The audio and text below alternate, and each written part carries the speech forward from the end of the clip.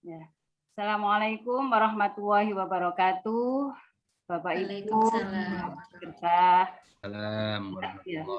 Alhamdulillah pagi hari ini kita semua bisa hadir di forum Zoom ini dalam keadaan sehat ya, Bapak Ibu ya. Alhamdulillah. Ya. Tetap semangat sampai di akhir kegiatan kita nantinya. Mudah-mudahan Allah senantiasa melimpahkan kesehatan kepada kita semua. Amin.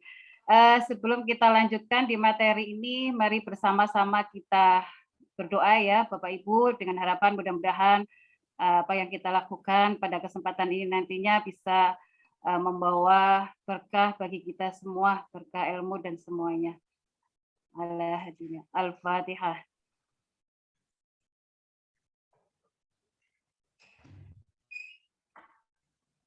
Amin, terima kasih. Bapak dan Ibu, saat ini saya akan menyampaikan materi tentang prinsip pembelajaran. Saya izin untuk share screen dulu ya, Bapak Ibu.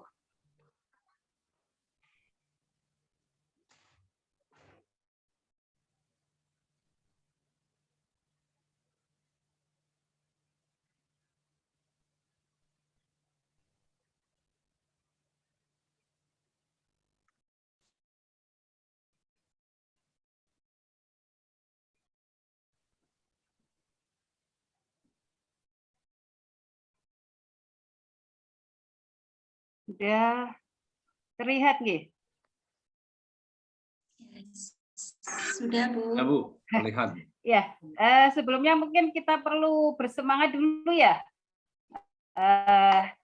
Semangat dan gembira. Kita bertepuk saja ya. Kayak yang tadi sudah kita laksanakan, mungkin kita tambah dengan gembira, jadi nanti biar lebih semangat lagi. Kita bertepuk semangat. Tepuk semangat. Semangat. Semangat. Yes. Tambah lagi gembira. Tepuk gembira.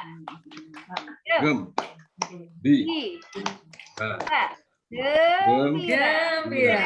Yes. Kita semangat dan gembira pada kesempatan ini ya untuk bersama-sama mengkaji materi. Bentar ya, ini kok langsung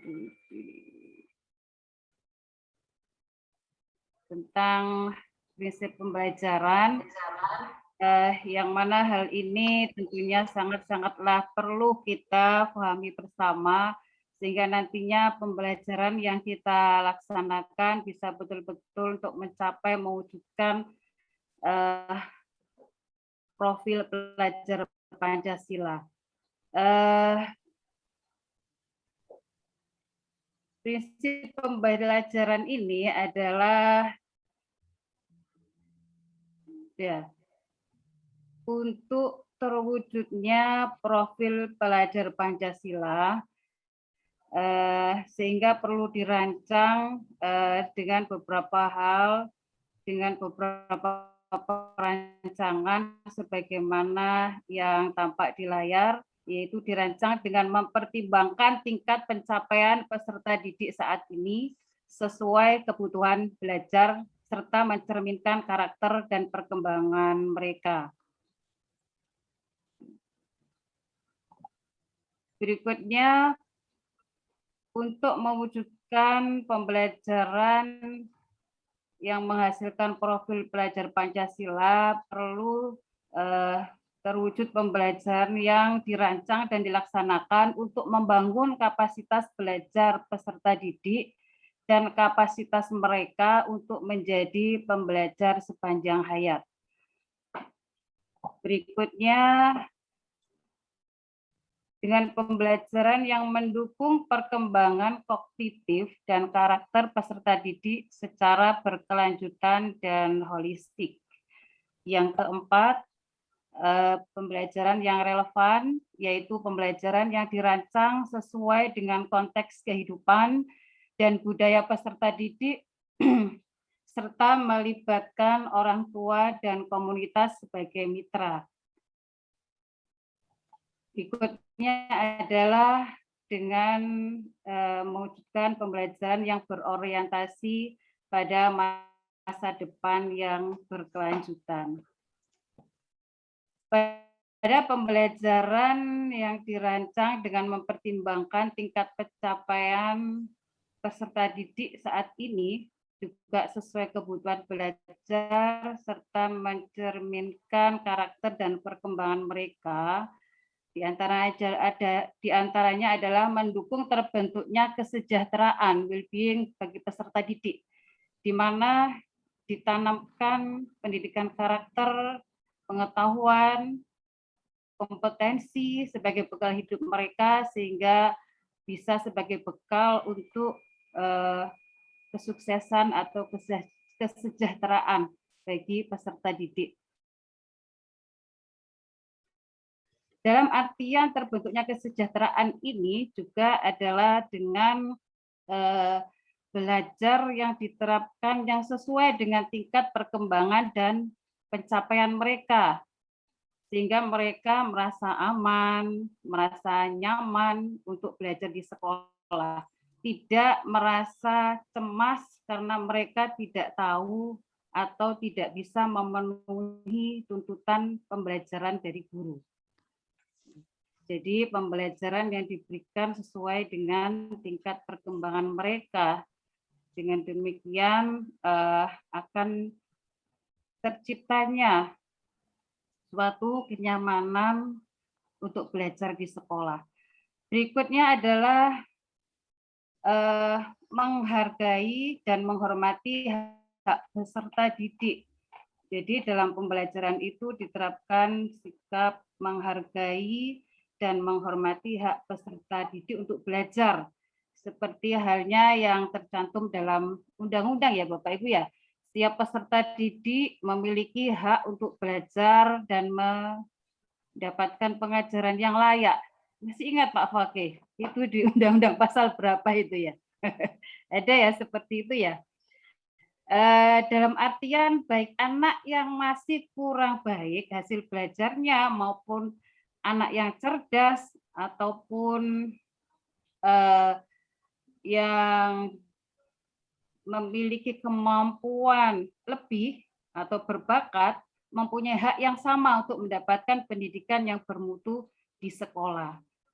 Jadi dengan menciptakan situasi pembelajaran yang seperti ini nanti diharapkan atau oleh suatu cerminan menghargai dan menghormati hak peserta didik untuk belajar. Di samping itu juga dengan menyusun pembelajaran yang sesuai dengan tingkat kemampuan peserta didik, itu adalah suatu wujud juga wujud menghargai dan menghormati serta memenuhi hak mereka untuk belajar seperti itu.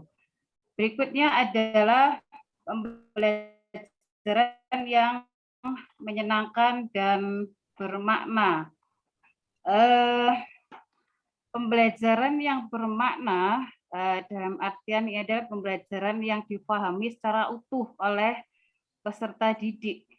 Jadi dalam keterhubungan antar tiap-tiap pengetahuan itu dapat dipahami secara dalam konsep yang utuh oleh peserta didik. Kemudian menyenangkan itu mungkin bayangan kita, dalam pikiran kita mesti terlintas adalah sangat erat hubungannya dengan kegiatan yang namanya bermain, ya. Dengan menyertakan kegiatan bermain dan pembelajaran adalah suatu cara juga untuk meningkatkan motivasi belajar bagi peserta didik, sehingga dengan pembelajaran yang menyenangkan dan bermakna ini secara otomatis nantinya akan menambah motivasi mereka yang nantinya juga akan mampu meningkatkan pencapaian akademik bagi mereka. Mungkin untuk siswa PAUD bisa mencapai tingkat perkembangan yang sesuai dengan tingkat perkembangan mereka. Berikutnya adalah pembelajaran yang inklusif dalam artian bagi bagi mereka yang masih kurang berhasil dalam pembelajarannya, mereka yang mempunyai kebutuhan khusus atau siswa yang berkebutuhan khusus, mereka tetap diberikan layanan.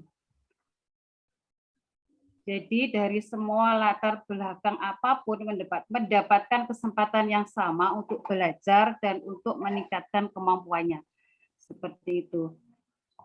Berikutnya adalah pembelajaran yang dirancang dan dilaksanakan untuk membangun kapasitas belajar peserta didik dan kapasitas mereka untuk menjadi pembelajar sepanjang hayat.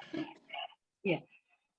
Dalam hal ini menanamkan growth mindset, ya, yang mana peserta didik yang memiliki growth mindset yang kuat akan terus berupaya untuk bisa menguasai apa yang sedang dipelajari, bukan sekedar mendapatkan nilai yang baik. Dan hal ini juga mungkin berbanding lurus ya dengan motivasi belajar, sehingga dengan semakin tingginya motivasi belajar mereka, akhirnya mereka akan bisa meraih atau bisa menghadapi berbagai tantangan dalam pembelajaran. Seperti itu. Berikutnya adalah mendorong kemampuan pelajar mengelola pembelajarannya secara mandiri. Guru menerapkan berbagai strategi pengajaran yang bisa melibatkan semua siswa untuk aktif dalam pembelajaran. Dalam hal ini yang dilakukan, strategi yang digunakan oleh guru adalah mendorong peserta didik untuk terus menemukan cara untuk belajar mereka sendiri, menemukan cara untuk belajar bagi mereka sendiri, atau agar bisa mengelola pembelajaran mereka secara mandiri. Ya, seperti itu dalam konsep belajar mandiri. Berikutnya adalah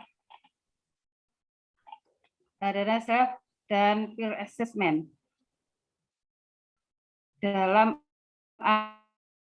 artian ini adalah guru itu perlu memberitahu sejak awal apa yang diharapkan dari para peserta didik untuk atau dalam pencapaian belajarnya, sehingga diharapkan nantinya akan ada upaya dari mereka untuk memperbaiki dalam pembelajarannya. Jadi sama-sama, ya seperti itu.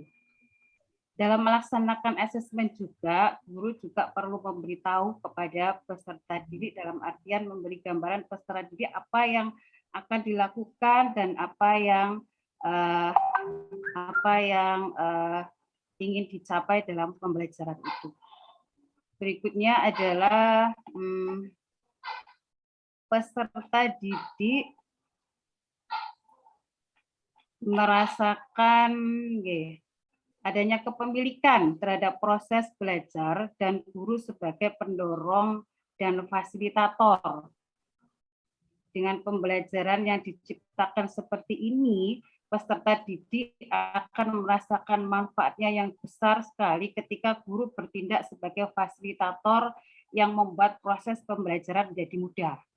Guru hadir menyediakan sumber belajar, memantau, mendorong mereka untuk menyelesaikan permasalahan terkait pembelajaran, sehingga dengan demikian guru akan sangat-sangat merasakan manfaatnya. Dalam artian manfaat guru yang sebagai pendorong dan fasilitator. Dalam hal ini juga pembelajaran secara kooperatif di kelas, di mana peserta didik bisa saling bekerja sama dalam menyelesaikan permasalahannya, itu adalah suatu bentuk dalam konsep ini. Kemudian yang dalam kegiatan belajar mendukung perkembangan kognitif dan karakter peserta didik secara berkelanjutan merupakan prinsip pembelajaran yang ketiga.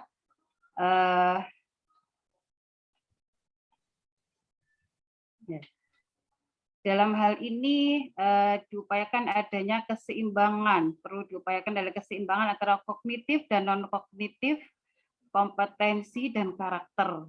Pembelajaran yang baik tidak terus-menerus berfokus pada perkembangan kognitif peserta didik. Dalam hal ini dengan menjadi fasilitator dan memberikan bimbingan kepada peserta didik, guru bisa menumbuh kembangkan kemampuan non-kognitif mereka seperti motivasi itu ya. Berikutnya adalah menerapkan nilai-nilai yang sesuai dengan pengembangan karakter dan kompetensi yang terkandung dalam profil pelajar Pancasila. Ya, inilah profil pelajar Pancasila. Tentunya Bapak Ibu semua sudah memahami ya tentang hal ini. Pak Fakih ini jagonya ini. Apa saja Pak profil pelajar Pancasila itu Pak Fakih?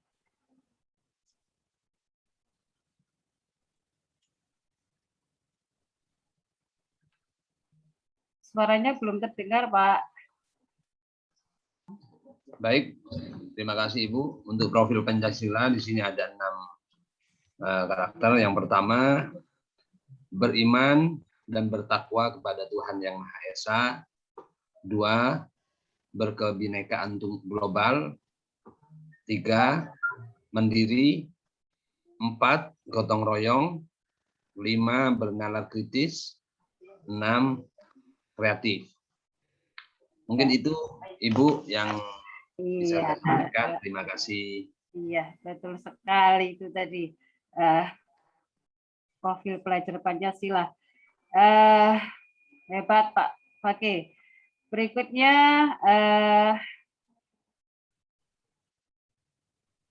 dalam poin ketiga, kegiatan belajar yang mendukung perkembangan kognitif dan karakter peserta didik secara berkelanjutan dan holistik, salah satunya adalah proses di mana guru memberikan keteladanan, engarso sung tulodo, membangun kemauan, ing madya maun karso, dan mengembangkan kreativitas peserta didik tuturi handayani.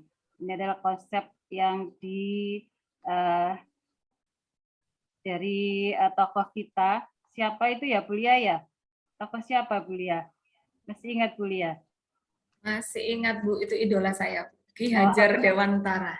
Ya, saya Ki tahu. Hajar Dewantara. Bu Lia itu makanya. Berikutnya adalah untuk prinsip yang keempat, pembelajaran yang relevan, yaitu pembelajaran yang dirancang sesuai konteks kehidupan, menghargai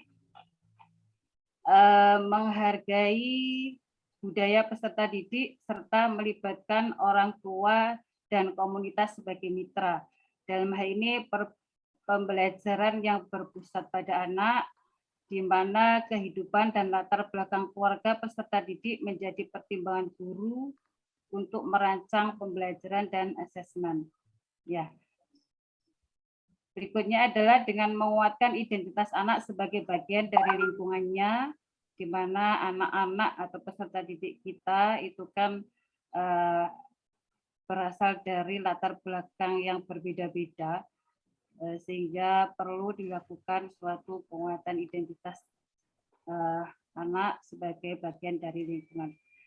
Berikutnya keselarasan antara pembelajaran yang berlangsung di sekolah, rumah, dan di lingkungan masyarakat. Berikutnya mengembangkan kemampuan untuk hidup bermasyarakat, peka, menghargai, dan responsif terhadap perbedaan setiap individu peserta didik dan latar belakang sosial ekonomi budaya mereka. Kemudian lingkungan belajar dan iklim yang positif untuk semua peserta didik, sehingga setiap individu merasa aman untuk berada di lingkungan belajar.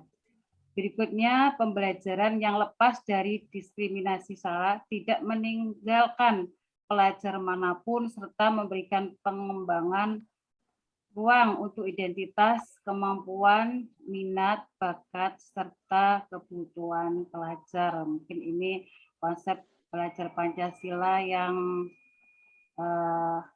yang mana ini ya? Yang Yang mana ya? Ini masuk yang mana ini? Berkebinekaan global itu ya? Iya.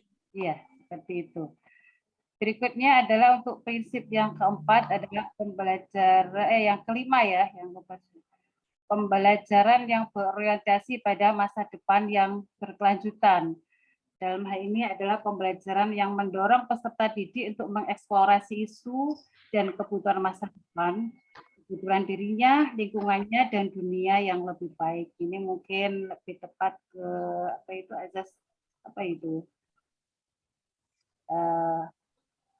kodrat apa itu? Kodrat alam atau kodrat zaman?